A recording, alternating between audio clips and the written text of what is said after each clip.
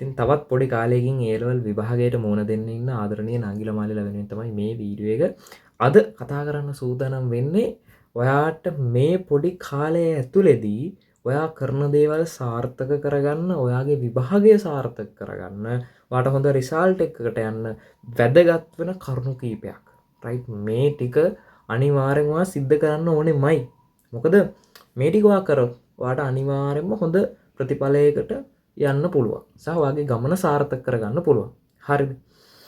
ඉතින් පළවෙනිම දේ තමයි නංගී මල්ලියේ ඔයාලාගේ දුක අයින් කරන්න ඕන. දුක කියන්නේ දුරකථනය. කියන්නේ ෆෝන් එක. හරිද? ෆෝන් එක අයින් කරන්න කියන්නේ මේ සම්පූර්ණයෙන්ම ඉවත් කිරීම නෙවෙයි. මොකද ඔයාට ඔන්ලයින් ක්ලාස් තියෙන්න පුළුවන්. හරිද? පේපර්ස් තියෙන්න පුළුවන්. රයිට්? එතකොට එහෙම නැත්නම් ඔයා මොටිවේෂන් වීඩියෝ බලනවා වෙන්න පුළුවන්. වැඩ තියනවා වෙන්න පුළුවන්. එතකොට ඔයා මොන වැඩක් කරත් හරිද?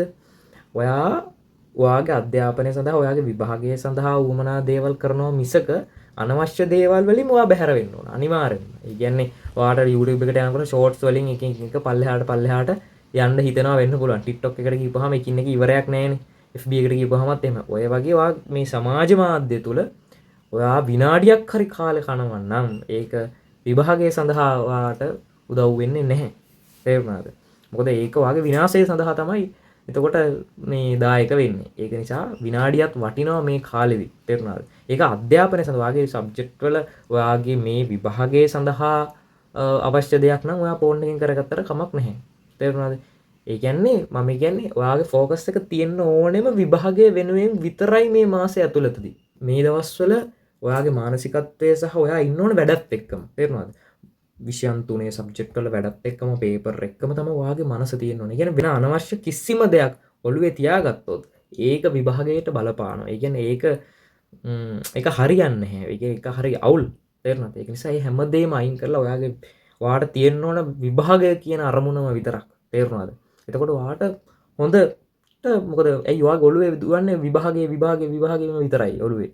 හැම වෙලාවෙම විභාගය වෙනුවෙන් මම වැඩ කරන්නේ. ඇයි මෙහෙම එකක් තියෙනවා. ඒ කියන්නේ ඇත්තටම ෆෝන් එක අඩු කරා හරිද? ඇත්තටම ෆෝන් එක අඩු කරොත් හරි අපිටම අනවශ්‍ය විදිහට ෆෝන් එක පාවිච්චි කරන එක අඩු කරලා ඇත්තටම වැඩත් එක්කම හිටියොත් ඔයාට ඒක ඇබ්බැහියක් වෙනවා. ඒ කියන්නේ වැඩ කරන්න මාර ආස හිතෙනවා. බොරු නම් කරලා බලන්නකො ෆෝන් එක අයින් කරලා වැඩ කරන්නකො පුළුවන් නම්. ඒ කියන්නේ විභාගයේ ඔයාට උනන්දුවක් තියෙන්න ඕන. හරිද? එතකොට ඔයාට මේක කොහොම හරි ගොඩ දාගන්නත් ඕනේ නම් ෆෝන් එකත් අයින් කරලා වැඩ කරන්න ගත්තාම වැඩිත් එක්කමනේ ඔයා ඉන්නේ. එතකොට හැමදාම කරන්න ආස හිතෙනවා. ඔය විදිහට කරනකොට අනිවාර්යෙන්ම ඒ කියන්නේ ඔයාගේ ඉලක්කයේ තියෙන ફોකස් එක තියෙන විභාගය වෙනුවෙන්. ඉතින් ඔයාට මේ වැඩේ ගොඩ දාගන්න අනිවාර්යෙන්ම පුළුවන්. තේරුණාද? ඒක නිසා ඔයාට දැන් මොකද සමහර අය කියන්න පුළුවන් මට හරියට ફોකස් එක තියාගන්න බෑ. මේ ෆෝන් එක අයින් කරගන්න බෑ කියලා. තේරුණාද? ඉතින් එහෙම බෑ. ෆෝන් එක කොහොම හරි අයින් කරන්න ඕනෙමයි. තේරුණාද? ෆෝන් එක අයින් කරන්න පේන්නේ නැති තැනකින් තියාගන්න. ලාච්චුවකට දාලා ලොක් කරලා යතුරු කොහෙන් හරි තියලා හරි තියන්න. තේරුණාද? නැත්නම් අම්මට හරි තාත්තට හරි දෙන්න. ඔය විදිහට ෆෝන් එක කොහොම හරි. මොකද ඇත්තටම මචං අපේ ජීවිතය ගොඩනගා ගන්න අපිට අධ්‍යාපනය ඕනේ. මේ ඔයාගේ මානසිකත්වය හදා ගන්න ඕනේ. ඔයාට ලේසි ෆෝන් එක අයින් කරොත් ඒ කියන්නේ ඔයාට පන්ති තියෙනවා නම් ඒ ටයිම් එකට ෆෝන් එක පාවිච්චි කරලා කමක් නැහැ. පේපරයක් කරනවා නම් ඒක කරාට කමක් නැහැ. හරිද? පුළුවන් නම් මේ print එකක් ගත්තත් කමක් නැහැ. හරිද? ෆෝන් එකෙන් බාරගෙන කරත් කමක් නැහැ. ෆෝන් එකෙන් තමන්ගේ සබ්ජෙක්ට් වලට අදාළව විභාගය වෙනුවෙන් කරන වැඩක් නම් කමක් නැහැ. කායෙක් හරි මැසේජ් කරන දෙයක් හරි අනවශ්‍ය විහිළු වීඩියෝ එකක් හරි එහෙම දේවල් බලන එක නම් ඇත්තටම වැඩක් නැහැ. ඒක කරන්න එපා. තේරුණාද? ඔයාට ටයිම් එකක් තියාගෙන අපිටම වැඩ කරලා ඔයාට නිදහසේ ඉන්න මොනවා හරි පොඩ්ඩක් ඔළුව නිදහස් කරගන්න ඔයාට ඕනේ. පොඩ්ඩක් يعني පොඩ්ඩක් නිදහසේ ඉන්න ඔයාට ඕනේ. අපිටම පැය භාගයක් දවසට පැය භාගයක් වගේ දාගන්න. දාගෙන අපිටම 6ට 6 මාට වගේ දාගෙන මොටිවේෂනල් වීඩියෝ එකක් මෙන්න මේ වගේ මොනවා හරි විභාගය වෙනුවෙන් ගන්න තියෙන දෙයක්.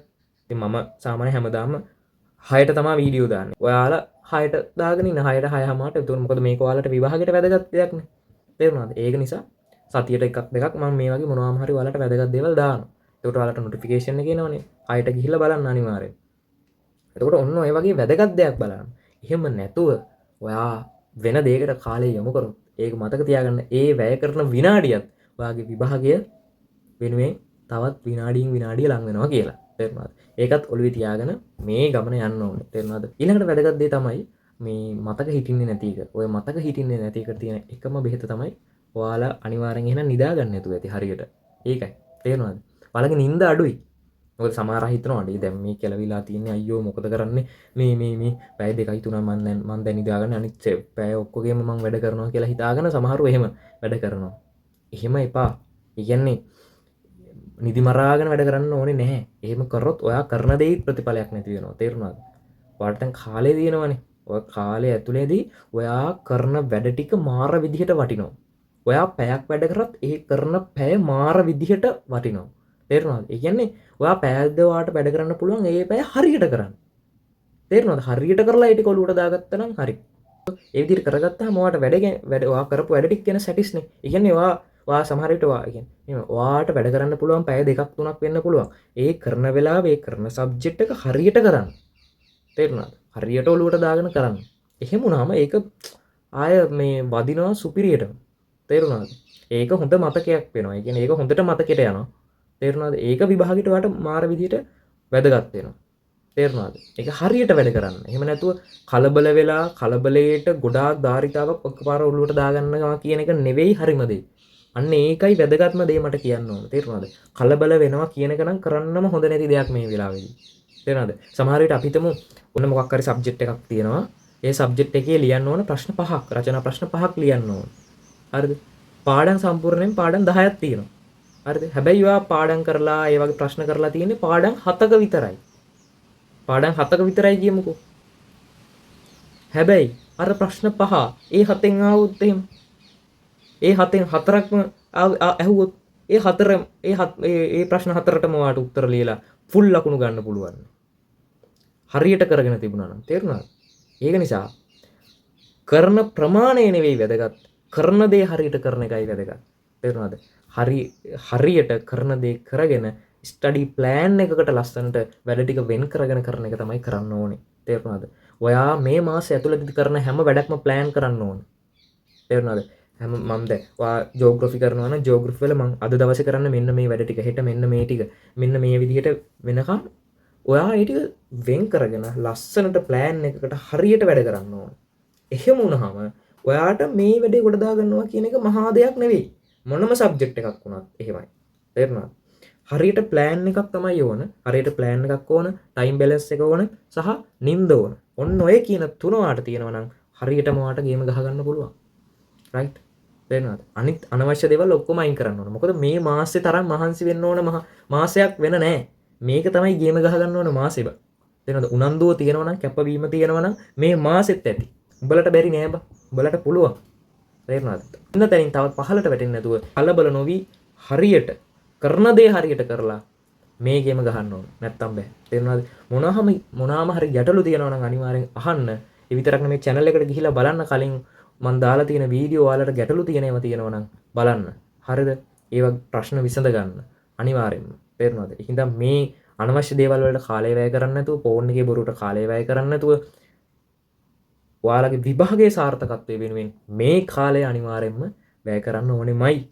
එහෙම වුණොත් ඔයාලගේ අම්මලා තාත්තලාත් සතුටු වෙයි. ඔයාලටත් දවසක අනිවාර්යයෙන්ම දවසක සතුටු හිතෙයි. තේරුණාද? ඒ නිසා මොකද ඒ දැනෙන සතුට කියලා නිම කරන්න බෑ. තමන්ගේ අනාගතය එතනින් එහාට ඔයාට ගොඩනගා ගන්න පුළුවන්. ඒක නිසා බය වෙන්නේ නැතුව මේ ටිකේ හරියට වැඩ කරන්න. මම නිින්ද ගැන කිව්වනේ. නිදා ගන්නකොට අනිවාර්යෙන් පැය 5ක් හෝ 6ක් අනිවාර්යෙන් නිදා ගන්න උත්සාහ කරන්න. මොකද ඒක වටිනවා. මොකද ඔයාට පැය 18ක් තියෙනවනේ. එතකොට ඊටු පැය 6ක් ඔයා නිදාගත්තොත් පැය 18ක් ඉතුරු තියෙනවා. ওই 18 හරියට වැඩ ටික කරගන්න. බැලන්ස් කරගන්න. මොකද ඔයා පැය දෙකක් නිදාගත්තා කියලා අර ඉතුරු පැය 22ේම කරපුවා ටික එකපාරට මේ ඔළුවේ හිටින්නේ නැහැ. තේරුණාද? මොලෙත් එක්ක කරන ගනුදෙනුවක් මේක. තේරුණාද? අපි දැන් මේ මොකද්ද කරන්නේ සරලවම කිව්වොත් එහෙම විභාගයට කලින් මොලේට දේවල් ටික දාගෙන හුරු කරගෙන විභාගේ වෙලාවට ගිහිල්ලා මේ මොලෙන් ඒ ටික අරගෙන ලියන එක කරන්නේ. වෙන මොකුත් නෙවෙයි කරන්නේ. එහෙනම් මේක මොලෙත් එක්ක කරන සෙල්ලමක්නේ. තේරුණාද? එහෙනම් නිින්ද කියන්නේ මොලේට අත්‍යවශ්‍ය දෙයක්. අපිට ඕන දෙයක්. නිින්ද නැතුව මොකුත් කරන්න බෑ. නිදා ගන්න අනිවාර්යෙන් පැය 6ක්.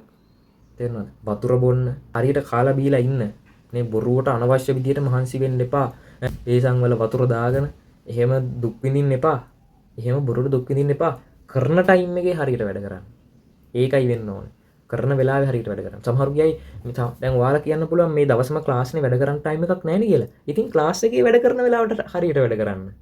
ක්ලාස් එකේ ගියත් කරන්නේ විභාගයේ වෙනුවෙන්නේ වැඩ. ක්ලාස් එකේ ගිහිල්ලා පේපර් එකක්ද කරන්නේ පේපරේ කරන්න හරියට. ක්ලාස් එකේ ගිහිල්ලා රිවිෂන් එකක්ද කරන්නේ රිවිෂන් එකේ කියන දේවල් හරියට අහගන්න. ඔයා මේ අනේ රිවිෂන් එක ඉවර වෙනකන් ඉන්නේ මේ මම මේ ගෙදර ගිහිල්ලා වැඩ කරන්නේ. එහෙම හිතන්න එපා. රිවිෂන් එකේ උගන්වන පාඩම හරියට ඔලුවට දාගන්න. ඒ උගන්වන දේ හරියට අවබෝධ කරගන්න. මොකද ඒක තමයි වෙන්න ඕනේ. මොකද ඒක විභාගයට එන්න පුළුවන්. විභාගයට උදව්වක් නේ පන්ති කියන්නේ. ඒක වෙනම දෙයක් නෙවෙයිනේ වෙන දෙයක් ඉගෙන ගන්නවා නෙවෙයිනේ. පන්ති කරන දේ හරියට දාගන්න. තේරෙනවද? කවුරු හිතන්න එපා අනේ මේ පන්තියත් එක්ක බෑ වැඩ කරන්නේ කොහොමද කියලා. ගෙදර ඇවිල්ලාවත් තනියමම වැඩ කරන එක නෙවෙයි මේ වැඩ කරනවා කියන්නේ. පන්ති කියලා දෙන දේ හරියට අහගෙන ඉඳලා අවබෝධ කරගෙන තේරුම් අරගෙන ඒක ඔලුවට දාගන්න එකත් ඔයා කරන වැඩක්. තේරුණාද? පන්ති කරන දේ හරියට කරන්න. ඒකත් ඔයාමනේ කරන්නේ. ඔයාගේ මනසෙන් ඔයාගේ මොලෙන්නේ කරන්නේ ওই ගේම් එක. නේද? ඒක නිසා ඔය වැරදි මානසිකත්වයෙන් මිදිලා හරියට වැඩ කරන්න. මොකද දවසම අනවශ්‍ය දේවල් කරන්නේ නැහනේ. ඔයා පන්ති ගියත් කරන්නේ ඉගෙන ගන්න එක.